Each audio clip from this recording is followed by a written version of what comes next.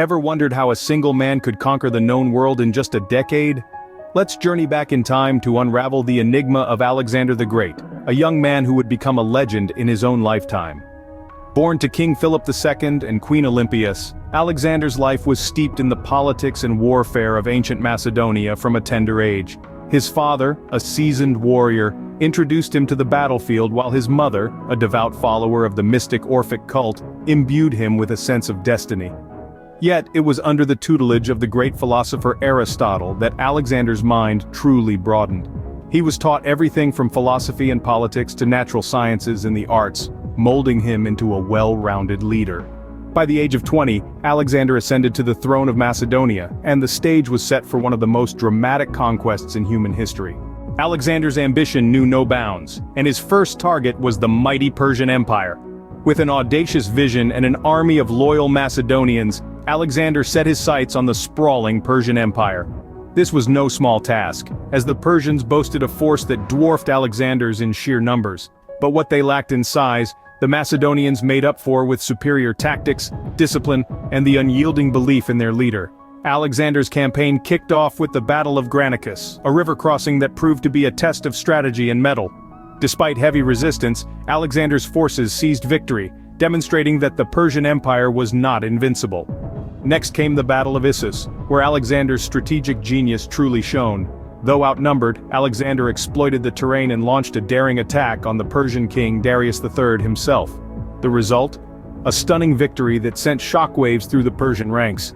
But the defining moment of this campaign was the Battle of Gaugamela. Against an army almost 5 times his size, Alexander once again defied the odds. Using innovative tactics and the unwavering loyalty of his men, he routed the Persian forces, forcing King Darius to flee and marking the beginning of the end for the Persian Empire. However, Alexander's conquest was not just about military victories. He showed a deep interest in Persian customs and culture, adopting their dress and etiquette. He even took a Persian wife and encouraged his men to do the same. This was a revolutionary approach for his time, an attempt to merge Greek and Persian cultures to create a fusion of the best of both worlds.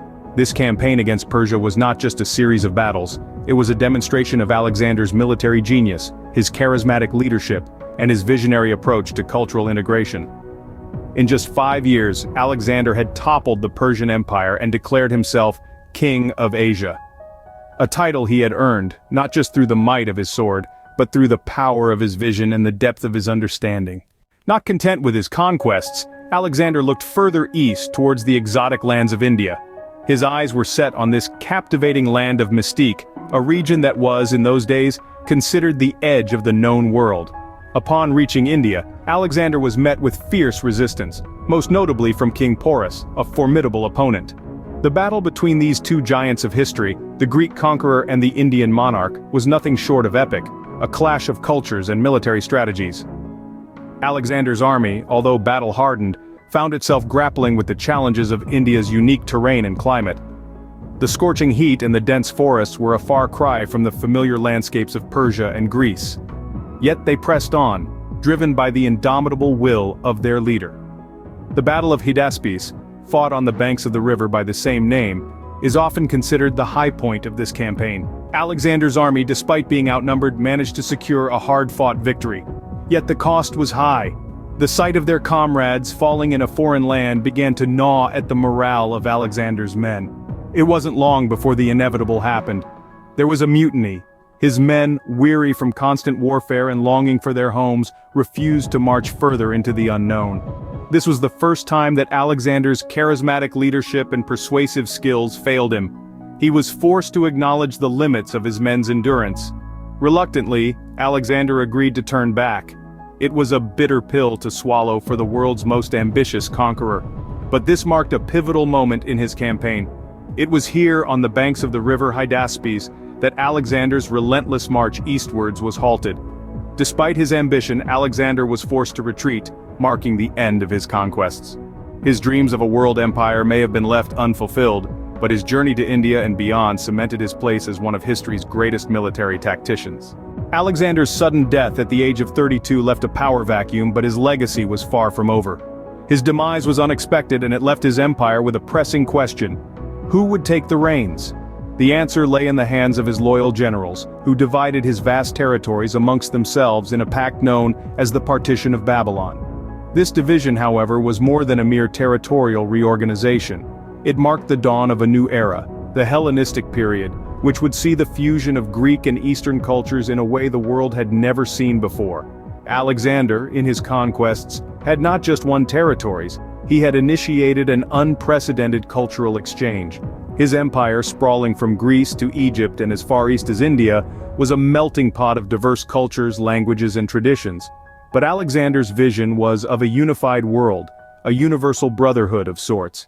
And so he encouraged intermarriage, adopted local customs, and spread Greek knowledge and ideas throughout his territories. This cultural synthesis had profound effects. It led to the birth of Hellenistic art, a blend of Greek and Eastern styles that would influence generations of artists.